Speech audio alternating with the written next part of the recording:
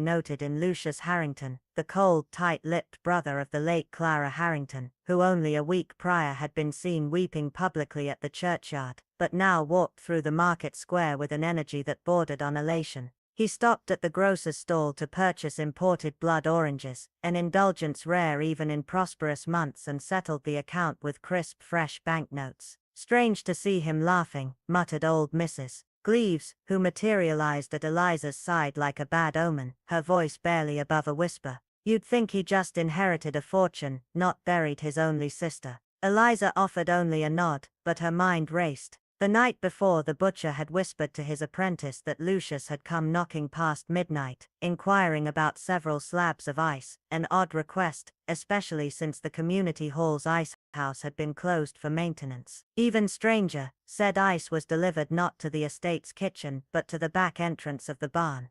The same barn now under lock, the same barn Tobias had been seen loitering near. Then there was the matter of Ambrose Weller's 3 separate visits this week alone, each shorter, each quieter, and each followed by the appearance of someone new at the Harrington gates. A tax assessor, a land registrar, and just this morning, a man with the bearing of a city detective dressed in plain clothes. It was as though the entire village was on the edge of something festering, something deeper than mere inheritance squabbles or rural gossip. The fog lifted slowly as Eliza returned to her ivy-covered cottage, but the weight in her chest only grew heavier. She sat by the window, her cooling tea untouched, eyes not on the newspaper, but on the barn across the distant hill, its weathered planks standing like a lie waiting to crack. She did not yet know what had happened inside it, but she could feel the truth pressing against the silence like a scream trapped behind closed lips, and she would be listening when it finally broke free. The crisp October air held a biting stillness, as if the village of St. Aldhelms had drawn in a breath it had no intention of releasing.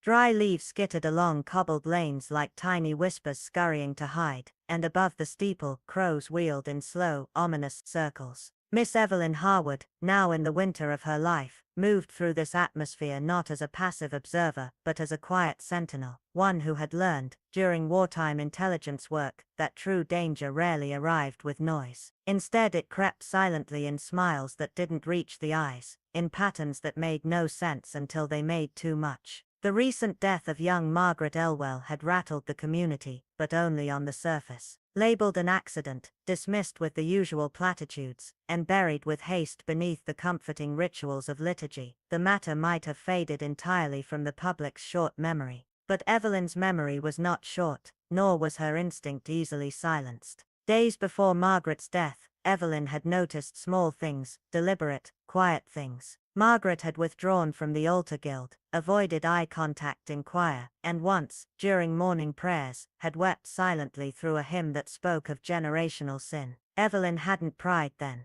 She was no gossip. She waited, watched, listened, skills sharpened during years when lives depended on knowing who hesitated before answering, who flinched at the wrong word. On the morning after the funeral, when the mist still clung low to the earth, and the tolling bell echoed like a wound refusing to close, Evelyn took the long way to the vicarage, not for exercise, but to trace the exact route Margaret had often walked, past the old linden tree, the broken fence near the cemetery gate, and the cracked sundial that always ran 3 hours behind. Every corner whispered something unresolved. At the vicarage, Reverend Sinclair greeted her with the practiced calm of a man who had buried more secrets than parishioners, and though his tone was welcoming, his eyes were glassy with fatigue, as if sleep had become a stranger. "Miss Harwood," he said, rising stiffly, "how kind of you to call." She accepted his offered chair, but did not waste time with pleasantries. Instead she spoke of Margaret, her changes in demeanor, her mysterious request for penitential scriptures, and most puzzling of all, her question about inherited guilt.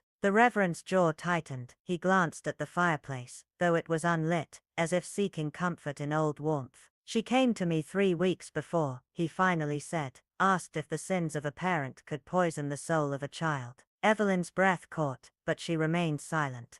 He continued, "She asked for a copy of the Lamentations, and a small bottle of anointing oil. Said she needed cleansing, but wouldn't say from what." His voice faltered.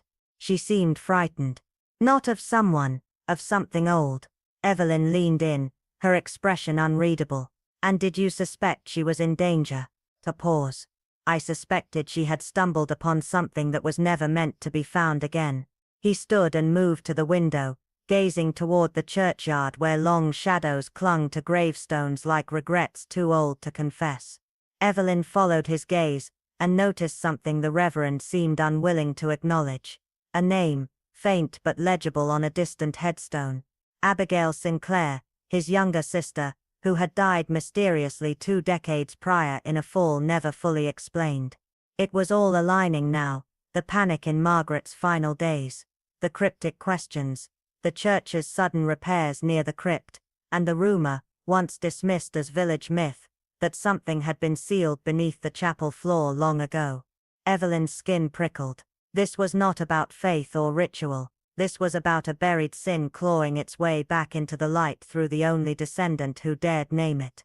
And someone with power in this village, had ensured Margaret would not live long enough to reveal it. As Evelyn stood to leave, her eyes lingered on a half-burned letter resting in the study's grate. Only one phrase remained legible: "She knows the truth about Abigail." Evelyn did not shiver, but as she stepped back into the grey morning, she knew this mystery was far from over. It had roots that ran deep beneath stone and scripture, beneath every kind smile and reverent bow, and if she didn't act soon, those roots would strangle another innocent before the village even knew they were watching someone die. Outside, the autumn rain had thickened into a slow, icy drizzle that blurred the stained glass windows of the rectory into bleeding streaks of crimson and gold, as if the very walls wept for secrets they could no longer hold. Inside, the fire crackled with a restless unease, casting flickering shadows along the bookshelves where sacred texts lay silently beside truths better left untouched. Reverend Alcott sat stiffly at his worn oak desk, his fingers trembling slightly as they brushed over the drawer's edge, hesitating before he finally spoke. "Miss Winslow, I find myself in need of your judgment regarding a matter I've hesitated to share with anyone, a matter of conscience and I fear consequence." Alara Winslow, retired investigator, quietly closed her umbrella, and stepped further into the room, her gaze steady, unreadable. She had the presence of someone who had seen too much, and learned long ago never to flinch. "I'm listening," she said, her voice low, measured, braced for something dark. The Reverend reached into the drawer, and withdrew a thin leather-bound hymnal, aged, brittle, and bearing the faint scent of smoke and lavender. "It belonged to Lydia Hargrave. After her death, I meant to return it to her family. But something compelled me to look inside." His voice cracked slightly as he opened it to reveal the hollowed-out core, where sacred hymns had been carefully preserved around pages that had been surgically altered, repurposed into a vessel of confession. Between the verses and musical notations were handwritten entries, columns of precise, unnervingly consistent script, initials, dates, cryptic annotations, and times, some marked with symbols Alara didn't recognize at first. Her eyes narrowed. The dates spanned nearly 6 months, and matched the period during which Lydia had grown increasingly withdrawn, her gaze often distant, her presence in church restless, as if she were listening for something no one else could hear. "These aren't just notes," Alara said quietly, her finger tracing a sequence: KW. Midnight. Undercroft. No lights. Another, bell tower. 3 chimes. No return. Alara's blood chilled as she recognized the initial of 2 highly respected townspeople, both with unblemished reputations until now. She was tracking movements, Alara murmured, late-night rendezvous, coded meetings. Someone trusted her. Or perhaps someone underestimated her. The Reverend's face had gone pale. "She came to me, about a week before the accident, asked if choosing silence over exposure could ever be morally right. I told her to seek peace. I thought I was protecting her.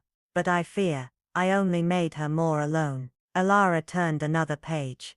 The entries became darker, some crossed out violently, others underlined 3 times. The ink pressed hard into the paper as if Lydia had been trembling. Voices in the crypt. Ledger burned. N said, "It's not safe anymore." She was scared. Alara said. She knew something monumental, and she was getting close to blowing it open. The Reverend's voice broke. I thought she died in her sleep.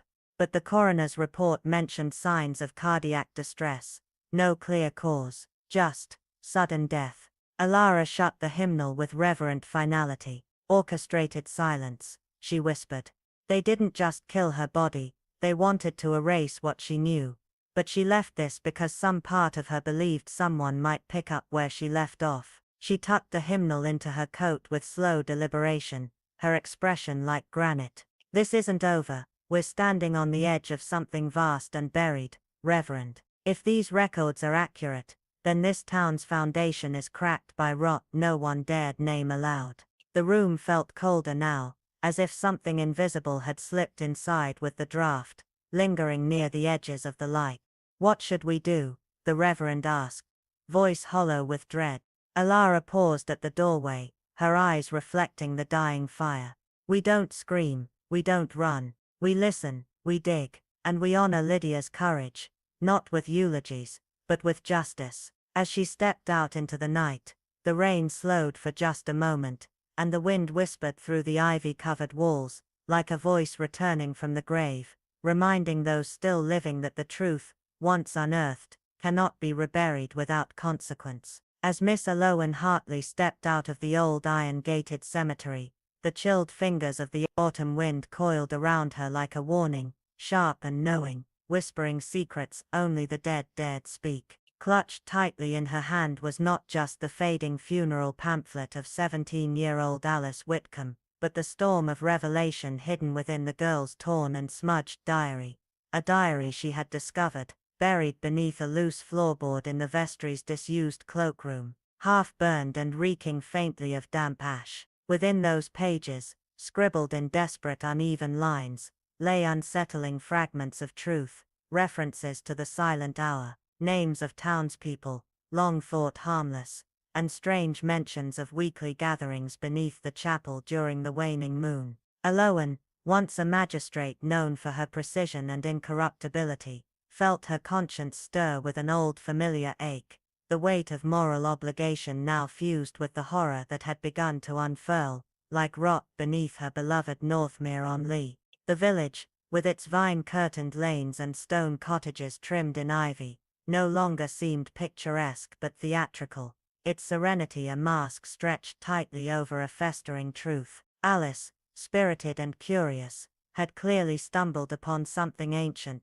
hidden in the hollowed bones of the town's spiritual heart, and for that she had paid with her life. Her final diary entry had been little more than a frantic scrawl across a torn scrap. They meet again this Thursday. If I vanish, it's not the river, it's them. The townsfolk had dismissed her death as a tragic accident, a late-night slip into the fast-moving stream after choir rehearsal, but Aloan now knew otherwise. She could no longer be a passive observer. Determined to confront what lay beneath the town's smiling surface, she turned toward the one person she knew might believe her, Verity Langdon, the former church archivist who had been quietly exiled from parish affairs after questioning too much about the chapel's sealed-off sublevels and its vanished reliquary inventory. Their meeting, seemingly accidental near the edge of the cloister garden, had the chill of fate to it. Verity saw it instantly in Eloan's haunted gaze. Something terrible had been uncovered. "You've found it, haven't you?" she whispered.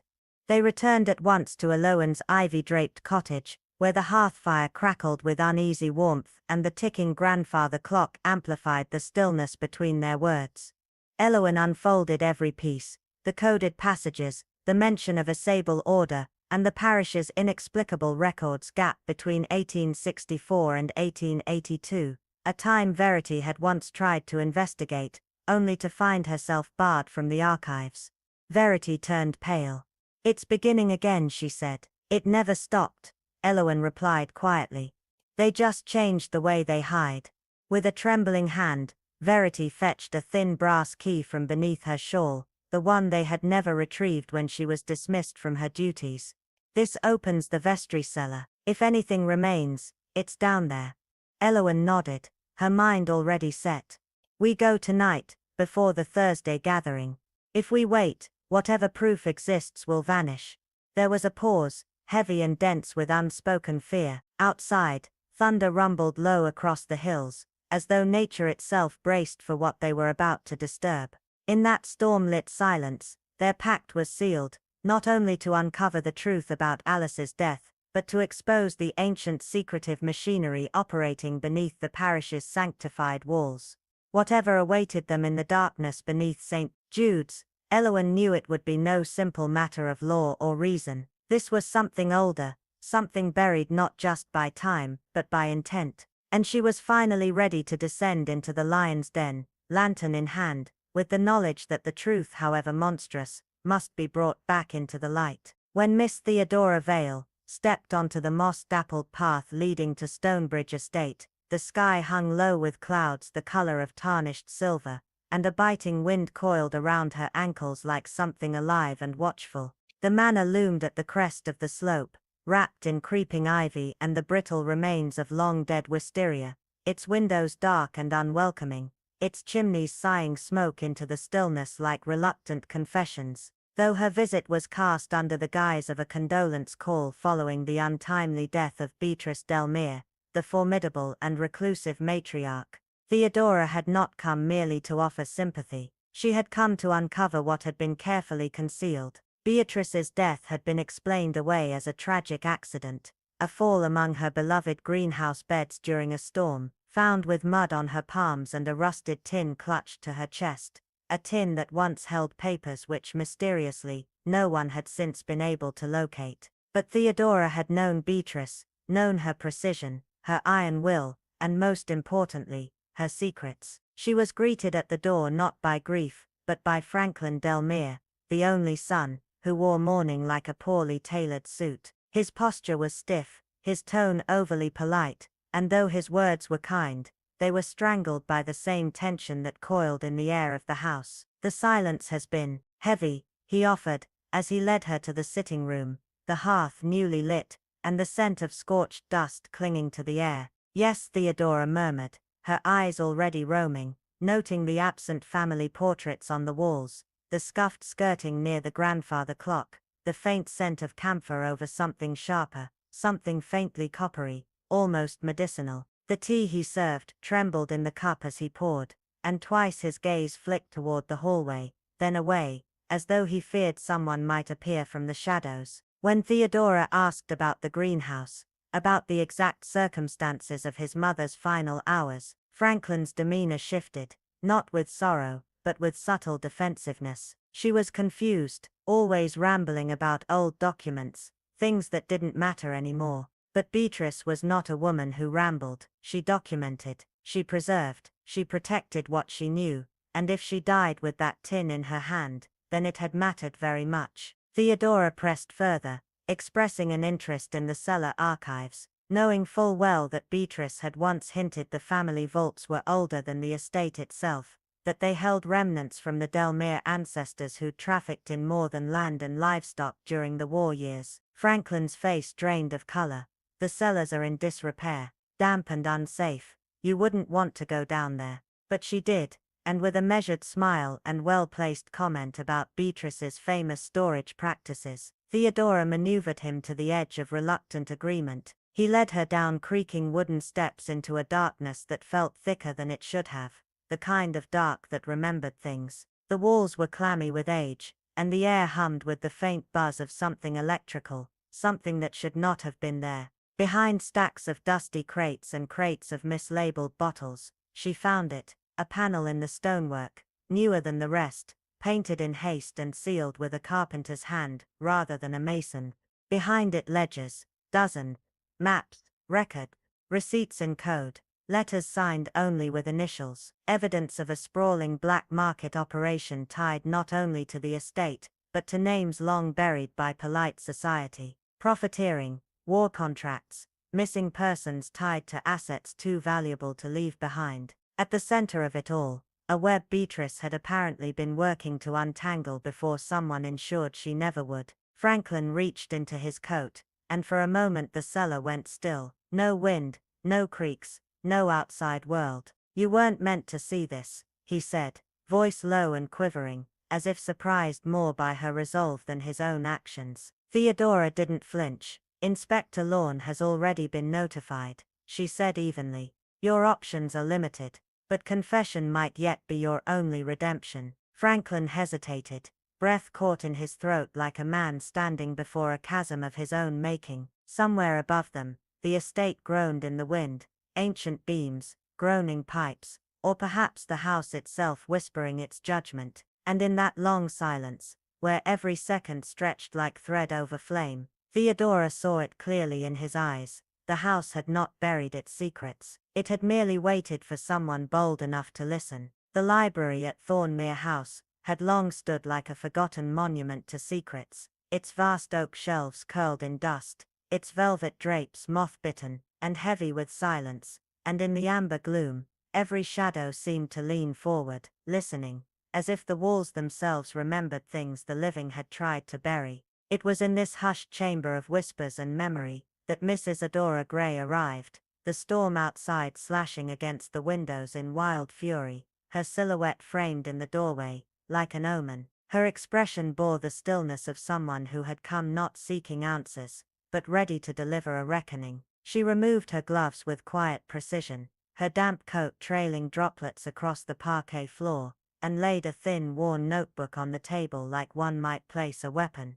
Lawrence Ashcroft, seated languidly beside the hearth with a crystal tumbler of port resting against his knee, offered her a smile both courteous and hollow. "Miss Gray," he said smoothly, "your visit was unexpected." His voice carried the silkiness of practiced charm, but beneath it the faintest tremor betrayed him, and Isadora caught it, like a predator sensing wounded prey. "I imagine it was," she replied, eyes scanning the rows of books that hadn't been opened in years, just as Eliza's disappearance was deemed unexpected by those who didn't want to look too closely. That name, Eliza, made Lawrence shift in his seat, but he masked it with a sip of port, the glass trembling ever so slightly in his hand. Isadora didn't need him to respond. The air had already thickened with unspoken truths. "You remember her, don't you?" she continued. "Quiet girl, shy, but observant.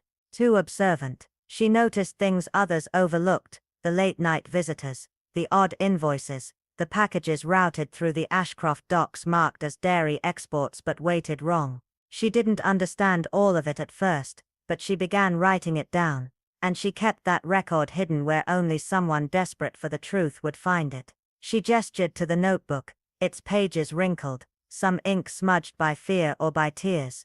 "Names, times, passcodes. A detailed map of this house, including the narrow corridor behind the pantry that leads directly to your private study. You were clever, Lawrence. You used your family's import business as cover for something far older, far darker than black market goods. These weren't mere transactions, they were disappearances, girls who left no trace, no family to question their absence.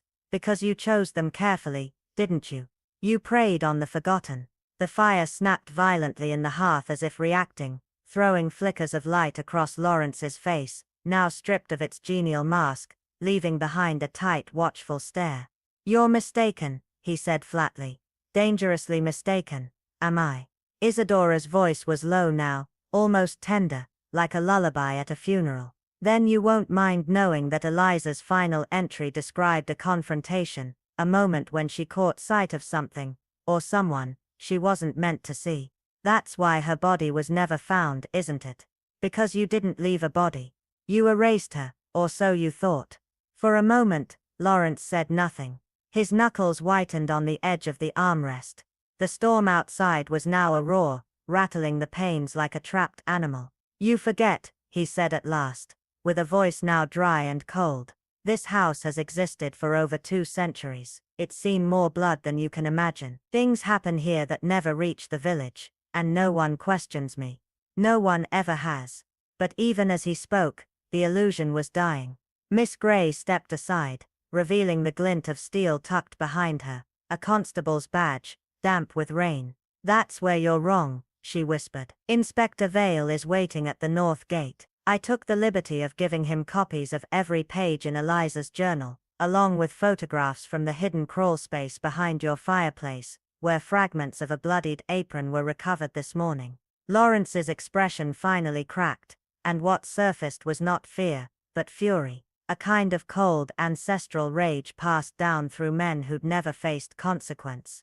But before he could move, heavy footsteps echoed down the corridor. The door creaked open, and justice entered in the form of 2 armed constables with silent authority in their eyes. As Lawrence stood, defiant even now, Miss Grey turned to him once more, her voice like frost. "You built this house on silence, Lawrence. But every silence eventually becomes an echo." And Eliza's echo was loud enough to bring it all down. And as he was led away through the shadows of his own ancestral prison, Thornmere House seemed to exhale, as if the truth had finally burned away the rot in its walls, and the ghosts could rest, knowing one of their own had been heard. Harold's facade, once so meticulously constructed with the precision of a man who believed his intelligence rendered him untouchable, had begun to visibly fracture, a fine tremor working its way into his hands, as Miss Evelyn Whitmore, seated with deceptive calm at the far end of the parlor, continued to unravel his world stitch by stitch, her fingers moving almost absently through a length of lace she wasn't even watching. "Penhaligon," she said gently, her tone the sort that might be used on an elderly gentleman who'd misplaced his spectacles. "Your recent attempts to appear baffled would be far more convincing were it not for the very specific clues your operation has so carelessly left behind." Harold scoffed, but the sound died in his throat when she lifted her eyes, pale, unblinking, and clinical, like a surgeon preparing for an incision. "My visit to your facility yesterday was officially logged as a condolence call, and I imagine your staff took no particular notice of a grieving old woman inspecting corners with a shaking hand and an over-politeness that encouraged them to ignore me. But I noticed. The refrigeration units marked for dairy storage were fitted with false backings and concealed vents. The crates labeled salted butter were packed with a consistency and weight entirely wrong for any dairy product. And then there's the curious presence of high-powered chemical solvents in your toolshed. The kind not needed for milking, but very much needed for processing illicit pharmaceuticals. You see, Harold, your struggling dairy farm is little more than a front, a clever one, yes, with its wholesome facade and rustic branding, but behind it is an industrial-grade narcotics operation, so deeply rooted it likely stretches beyond county lines. Her voice dropped an octave, the air itself seeming to constrict around her next words. "In Mildred Stanning, your longest-serving and most loyal employee," she knew, Inspector Mallory, now scribbling at a furious pace in his notebook, barely glanced up as Harold's complexion paled. "I believe Mildred began to suspect the truth weeks ago.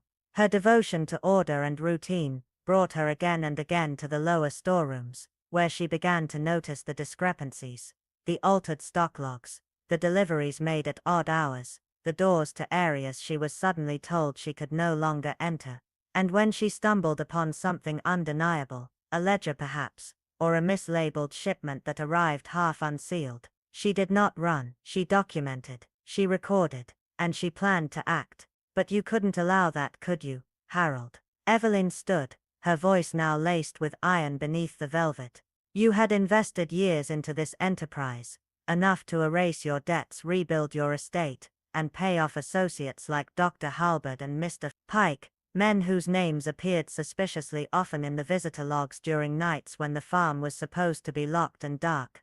You stood to lose everything, including your freedom. So when Mildred confronted you, perhaps not even accusingly, but simply asking questions, you struck. Maybe it was impulsive, maybe it was planned, but what followed was unmistakably murder. You dragged her to the churning shed, the one rarely used with poor lighting and no cameras, and staged a tragic accident. The torn hem of her uniform, the pool of spoiled cream curdled with streaks of blood, the oversized footprints leading into, but not away from, the scene. She never left that shed, and you believed no one would question it. But you forgot something, Harold." She held up a small slip of yellowed paper, its edges crumpled, its handwriting meticulous. Mildred had written everything in a code she believed only she understood. But unfortunately for you, she once taught that code to my niece during Sunday lessons, and I have read every single word. Harold's shoulders sagged, the fight draining from his eyes, replaced not by guilt, but by a slow coiling dread, the kind that comes when a man realizes the walls are not just closing in, they've already locked. The inspector rose silently, nodding to the officers outside, and as Harold was led away through the same door where so many of his shipments had quietly come and gone, Eveline returned to her chair, resumed her lacework and whispered, "It's always the details, dear, and I do so adore details." Detective Mallory had stopped taking notes. His pen hovered motionless above the page, his eyes locked on Harold's increasingly ashen face, a man whose internal collapse had become a visible, unraveling performance. What had once been feigned indignation was now replaced with a hollow, unfocused stare, the expression of someone no longer fighting for innocence but bracing for the final blow. Miss Eveline Whitmore's voice, low and deliberate, cut through the silence like a blade through silk. "The cruelest irony," she said, almost tenderly, is that poor Annabel didn't even come searching for evidence. All she sought was clarity for her soul. She paused, letting the weight of that truth settle like dust on a coffin. The letter she requested, not a resignation or accusation, but a simple handwritten plea for guidance tucked between the pages of her prayer book, was her way of wrestling with the right thing to do. Her conscience was heavy, and yet she had no idea how far the rot had spread. She suspected Harold, yes, but never imagined the reach of his corruption, nor the depths he would sink to protect it. A stillness swept over the room, the kind that precedes storms or confessions. The elderly detective folded her spectacles calmly and placed them beside the coded journal she had recovered. Annabel's silent witness from beyond the grave. And with that simple gesture Harold finally broke. His shoulders sagged like a man crushed beneath the weight of his own secrets. "It wasn't meant to go that far," he muttered, voice flat, eyes hollow, as if watching a scene from his life unfold without him. "She wasn't supposed to fight back." His words trailed into nothing, but the damage was done. The admission hung in the air, raw and irreversible, while Inspector Mallory stepped forward, slipping the handcuffs over Harold's trembling wrists with a formality that seemed almost respectful, as if recognizing the enormity of the human failure before him. But Miss Whitmore said nothing more. She only watched as the man was led away, her gaze not vengeful but somber, like someone who understood that true justice always carried a cost. As the others departed, their silhouettes swallowed by the chill dusk, Eveline lingered in the drawing room, where the fire had turned to embers and the shadows clung to the walls like memory.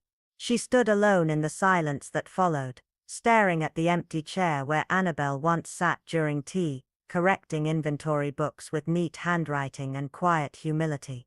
Though the village of Elmsford would soon return to its usual rhythm, chickens fed, shop doors opened, gossip exchanged over hedgerows, the knowledge of what had transpired beneath their noses would remain like an invisible stain. No cleansing rain could wash away. For some the headlines would fade. For Eveline, the memory of that night would never soften. Justice had been done, yes, but not without tearing open the fragile skin of the community, exposing veins of greed, betrayal and cowardice beneath its pastoral charm. Outside, the wind whispered through bare trees, and the first breath of winter curled under the eaves. But for Eveline Whitmore some winters of the soul never truly ended, they simply settled in quiet and permanent. She turned off the light and whispered to the dark. "It's not the crime that haunts us, it's the silence that comes after." Thank you for joining us for the Elmsford confession. Did you suspect Harold before the final unraveling? Or were you caught off guard by the shadows behind his respectable smile? Tell me in the comments. And if you enjoyed this chilling descent into human deceit, don't forget to subscribe for more investigations led by Eveline Whitmore. Until next time, remember, evil rarely wears horns. It wears good shoes, smiles politely and blends in until it's too late. And in that sound, in that moment of breathless stillness, Sarah understood with bone-deep certainty, this wasn't just the turning of a season, this wasn't the ordinary passage of time.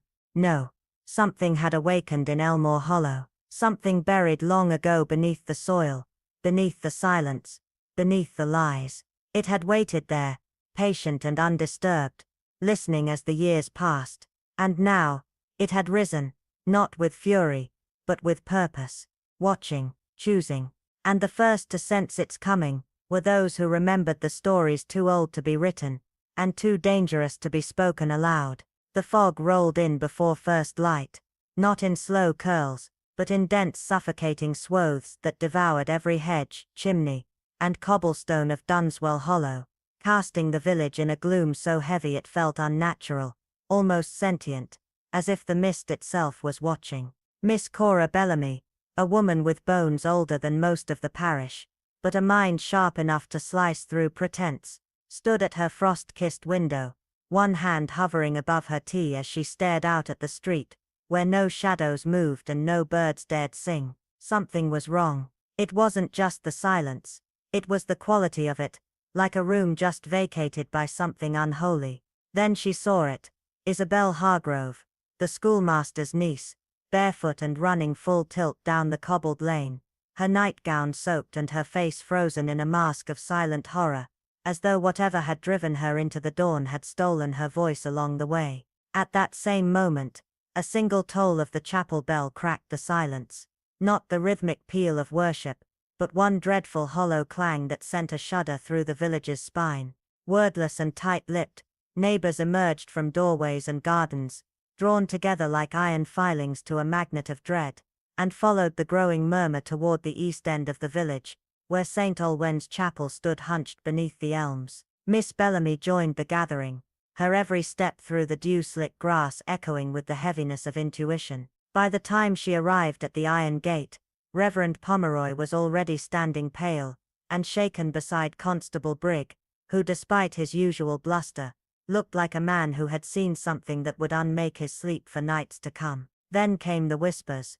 Harriet Dobb had found her while delivering salves to the vestry, a smear of blood across the font's stone base, the chapel door ajar, and little Mildred Poole, the missing station master's daughter, curled beneath the altar in a posture of eerie reverence, her hands folded as if in prayer, but her eyes wide open, glassy and unblinking, staring straight into the beams above. She had been missing 3 days, presumed a runaway, but now that seemed like a comfort compared to what had truly happened. And what chilled Cora to the bone wasn't just the death, it was the date, the 23rd of September, precisely 7 years to the morning since the Thornley twins had vanished during harvest preparations, their last known location marked only by 2 small handprints on the fogged window of the same chapel. Their bodies had never been found, their names rarely spoken, and now, here again, a child, alone, found at the altar on the same day the mist returned. But there was something else, something no one else noticed. Elias Kent, the former rail porter, now leaning quietly against the stone wall, his face chalk white, and his eyes not on the body, but on the bell tower above, lips moving as if reciting something long memorized. Cora watched him with the growing certainty that he knew more than he would ever say aloud, because he was there the night the Thornley boys disappeared.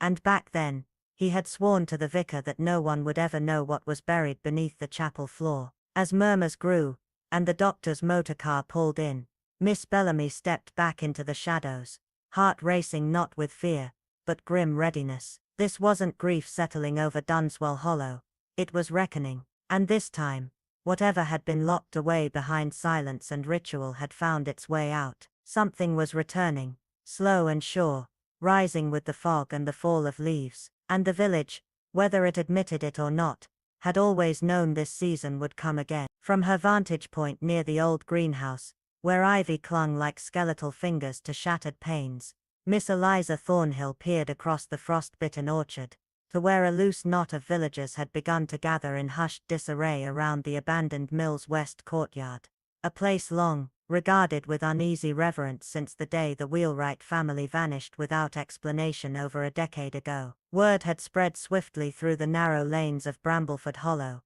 Martha Ellery, the quiet spinster who kept to herself in the yellow-doored cottage near the vicarage, had been found at dawn, lifeless and twisted at the base of the disused grain silo, her arms stretched unnaturally overhead as though reaching for salvation, or resisting something that had pulled her down. "Most dreadful business," murmured Dr. Havisham, his voice tight with discomfort as he stepped through the broken gate, his well-polished boots crunching over brittle frost and splintered grain. She appears to have suffered a fall, though quite how she came to be up there.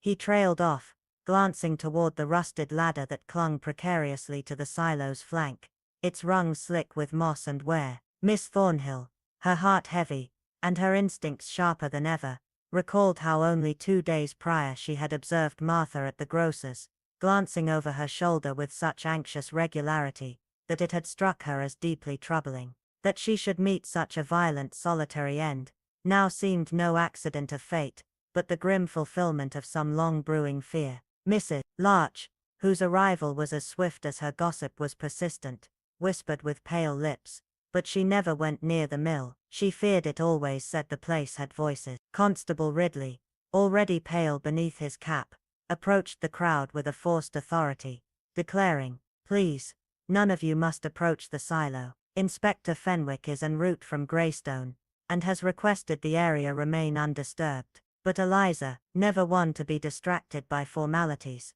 had already noticed several things that tugged at her practiced intuition: muddy bootprints circling the base of the silo, far too large for Martha's diminutive frame, and a peculiar smear of what looked like crimson oil along one of the ladder's lower rungs. Most unsettling of all was the strange discoloration beneath Martha's fingernails, a yellowish stain that reminded Eliza of sulfur, a detail dismissed too quickly by Dr. Havisham, who seemed all too eager to rule it a tragic accident. Inspector Fenwick's arrival added an air of stern finality to the proceedings. A gruff, impatient man, he surveyed the scene with an air of practiced detachment, then pronounced, "An unfortunate fall, no doubt. Old structure like this, nothing strange about its failure." But Miss Thornhill, standing very still near the frost-covered brambles, felt a cold certainty settle in her chest. The mill, dormant for years, bore no signs of recent collapse. The ladder, though rusted, had not broken, and Martha Ellery, timid, methodical Martha, would never have climbed that silo in daylight, let alone at night without a reason. And now there were rumors, quiet but insistent, that strange lights had been seen near the mill at twilight for 3 nights running. A low hum, too, like a chant, heard by children who passed by on their way from school. The villagers, heavy with unease, began to trickle back to their homes, muttering prayers, and half-forgotten tales of what the wheelwrights had once disturbed beneath the mill's foundation. But Eliza remained, her gaze fixed on the old weather vane that now spun furiously despite the still air. Something had awakened in Brambleford Hollow, something buried deep in silence and superstition, and now it had taken Martha. As the sun slipped behind the orchard trees, casting the yard in long spidery shadows, Eliza Thornhill knew with grim certainty this was no accident, and whatever had started had only just begun. By the time the sun began to dip behind the hedgerows of Eldergate, the tragic tale of Clara Weston's untimely end had surged through the village of Briar Hollow like wind through dry leaves, swift, sharp, and impossible to ignore. Everywhere Miss Lillian Hargrove went, from the baker's quiet stoop to the pews of the ivy-covered parish church, murmured fragments of the event clung to conversations like burrs to wool. Clara, the reserved yet kind-hearted young woman who had worked at the old Thornbridge apothecary, had been discovered lifeless beside the ancient well behind her family's cottage, an unsettling location that evoked half-forgotten tales of whispered curses and inexplicable vanishings from a generation long past.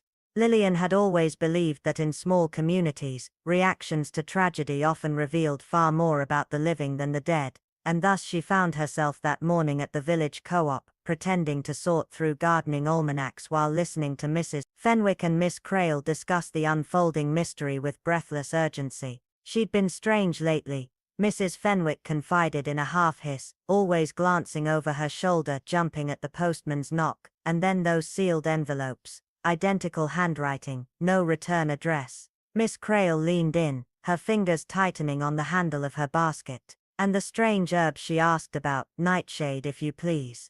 She claimed it was for an essay, but who writes essays in the middle of the night with candles burning and curtains drawn? Lillian, her features composed in polite neutrality, committed every word to memory as she continued her quiet route through the village, arriving next at the Weston cottage with a small bundle of lilies in her gloved hands. The door was answered by Clara's elder brother Julian, a man whose graying temples and meticulous attire spoke of lifelong restraint and unspoken burdens. He ushered her into a parlor that smelled faintly of lavender and old grief, its symmetry disrupted only by a teacup still resting on the windowsill.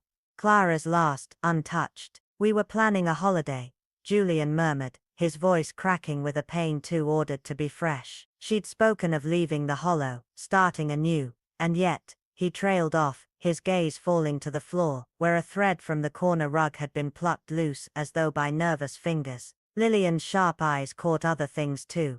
A drawer left slightly ajar, its contents too neatly disturbed. A faint sickly scent beneath the lavender that suggested tinctures not stocked by any reputable apothecary. Her heart beat faster, but her expression remained mild. As she left, Julian's hand lingered a moment too long on the doorknob, and his eyes flicked toward the well, where a crow now perched in solemn stillness. There was sorrow in Briar Hollow, yes, but sorrow alone did not explain the sleepless glances, the coded letters, or the scratches on Clara's wrist described by the constable as bramble-born. Though no brambles grew within 20 yards of the well, Lillian Hargrove, whose instincts had not failed her in 37 years of village living, walked home with a certainty growing like storm clouds behind her ribs. Clara's death was no accident, and what the village saw as still waters beneath morning's surface hid far darker currents indeed. The morning sun filtered weakly through the thinning September leaves, casting dappled patterns across the worn cobblestones of St. Hensley, a village that had until recently existed in an unremarkable stillness. But now something had shifted in the very air. The usual hush held a different weight, as if it carried a secret. A woman was dead, not just any woman, but Vera Langley, poised, private and unwaveringly composed, found lifeless in the shallow reed-lined pond behind her house. The villagers whispered their theories in restrained tones over their hedges and shop counters. She often walked there alone, some said. She'd been quiet lately, withdrawn. But none could explain why Vera had gone to that pond, or how she had ended up in it. It might have ended as an unfortunate tragedy, a woman perhaps overcome by melancholy. But then came the letters. No return address, no signature, just terse, anonymous notes written in a jagged, anxious hand. "If what you saw is revealed, everything will come undone." Found hidden in a jewelry box tucked deep inside a linen chest, far from where any visitor might chance upon them. From that moment onward, Vera's death transformed from an accident into a riddle. That was when Miss Eloan Hartley took notice. The retired schoolmistress, long regarded as little more than an aging relic by the younger villagers, still possessed a mind as sharp as frost, and a patience honed by decades of watching, listening, and remembering the things others forgot. She had seen death before. She knew the subtle tremors that preceded calamity, and she knew when someone was lying. Her first call was to Edwin Langley, Vera's father-in-law, the stiff and reticent master of the Langley farmhouse. Though he spoke in a low, mournful tone, something about him felt rehearsed. His home was spotless, perhaps unnaturally so, as if every surface had been scrubbed of something invisible. Miss Hartley noticed the shelf in the parlor, a gap among framed photos, where a picture had once stood.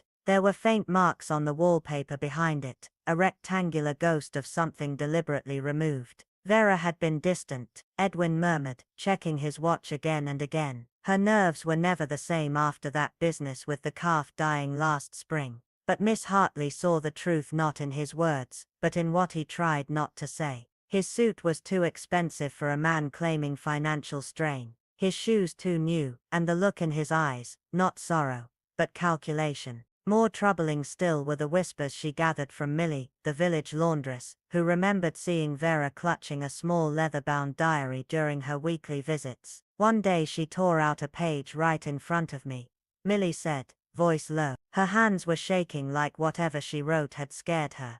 That evening, Miss Hartley returned to the Langley house under the pretext of delivering condolences. While Edwin stepped away to fetch tea, she subtly examined the window ledge of Vera's room, a favorite hiding spot for many a young girl. There, wedged behind the heavy curtain rod, and nearly crumbling with damp, she found a scrap of torn paper, the ink smudged but still legible. "If Edwin finds out, it's all over." The pieces were coming together, but the picture remained elusive. What had Vera known? What had she seen? or done, that led her to fear her own family. And then, just as the puzzle threatened to lose shape, fate dealt another card. The next morning, while Miss Hartley was trimming the brittle remains of her summer roses, she spotted young Lorna, barely 13 and usually all chatter, hurrying down the lane with a tight grip on a yellowed envelope. Her cheeks were flushed, eyes darting like a frightened bird's. It was clear she was trying to go unnoticed, but Miss Hartley's voice rang soft and firm across the hedge. "Lorna dear, is everything quite all right?" The girl froze.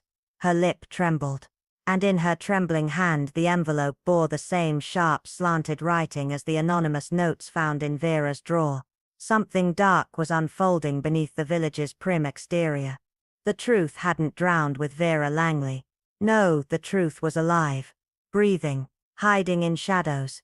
And Miss Hartley had seen too much of human nature not to know when death visits a village once it rarely comes alone. She froze instantly, her fingers curling protectively around the edge of a brown envelope as though contact alone could shield its contents from exposure. Clara's eyes, wide, glassy, snapped toward Miss Elira standing silently at the garden gate, her presence as quiet as a shadow but heavy with perception. Clara's face youthful and open like a page yet unmarked by life's darker inks, twisted into the unmistakable expression of someone caught not in wrongdoing necessarily, but in something hidden. "Oh, Miss Elira," she stammered, almost dropping the envelope, her voice brittle with unease. I just needed to." Her words fractured under their own weight. But Miss Elira, calm as ever, only tilted her head slightly and smiled. A gesture that was never merely kindness but a subtle invitation to disarm. "Come inside, dear," she said softly, her tone wrapped in a grandmother's care and an investigator's edge. "You look rather pale. I was just about to make some tea. Company makes it taste better, I always say." Within moments, Clara found herself nestled within the warm cocoon of Elira's sitting room, surrounded by the faint scent of lavender and worn books, her trembling hands wrapped around a delicate cup of tea whose warmth contrasted with the chill in her veins. The ticking clock on the mantel filled the silence between them until Elira, without looking up, spoke with that familiar nonchalance that often preceded revelation. "Lenora's death must have been quite the shock. You worked with her, didn't you? In the historical archives?" Clara nodded too quickly. "Yes, miss. I mean only part-time. During cataloguing surges, Lenora was always so precise about things." Elira's eyes flickered briefly with a knowing light. "I imagine she took pride in that archive." "Oh yes," Clara replied, her voice becoming steadier as she clutched routine like a rope. "She kept everything perfect, binders aligned. Climate control logged daily. Even the older manuscripts were aired just so. And she especially focused on the lower storage, the old archive basement beneath the west wing. She said it was ideal for the more sensitive materials." Elira nodded slowly, her fingers circling her own teacup. "And lately, anything out of the ordinary?" Clara hesitated, then bit her lip. She'd been down there more often, hours at a time. I'd leave and come back and her office would still be empty. She told me she was reorganizing. "But?" Elira prompted gently, sensing the weight behind Clara's pause. "It didn't make sense," Clara whispered. "That cellar is already immaculate. Every ledger, every shelf labeled in her own handwriting. But she wouldn't let me help, said she preferred to handle it alone. I thought maybe she was hiding something." The words seemed to echo in the room. Elira poured more tea, calm, steady, letting the rhythm soothe Clara's unraveling nerves. "Did she ever explain what required so much secrecy?" Clara shook her head, her voice dropping. "She got defensive if I even asked, and then, I started noticing things." Her eyes flicked toward the door instinctively. "Once I forgot my scarf and doubled back. I heard voices in the basement. Not Lenora's alone, there was a man. Low voices, heated, arguing. I didn't recognize the other voice, but it sounded urgent, angry." Elira remained motionless, her thoughts folding inward. Clara continued, her voice barely audible now. as though saying it aloud would make it more dangerous. I asked Lenora about it the next day. She insisted I must have imagined it. Said the pipes make strange noises in the winter. Her lips quivered. But miss, there were no pipes near that corridor. And then, there was the fire. Elvira's eyes narrowed slightly. What fire? 2 nights before she died, I saw her in the rear courtyard, burning papers. Not old ones. New, fresh typewritten sheets, thick manila folders. Even some photos, I think. She kept looking over her shoulder like she was afraid someone was watching her. Clara's breathing quickened. After that night, she was different. Nervous. Kept double-checking the locks. I think someone wanted whatever she found. And she realized it too late. Elvira didn't speak, but within her mind, old war-era memories stirred. Encrypted letters hidden in flour sacks, secret ledgers buried under chapel tiles. The fragile balance between truth and silence. It was always the same. Someone uncovers too much and begins to feel watched, followed, hunted. And now Clara sat across from her, young, frightened, holding the edges of a puzzle soaked in shadows. Whatever had started in that archives basement hadn't ended with Lenora's fall. It was still unfolding, still breathing in the silence, and Clara might already be its next chapter.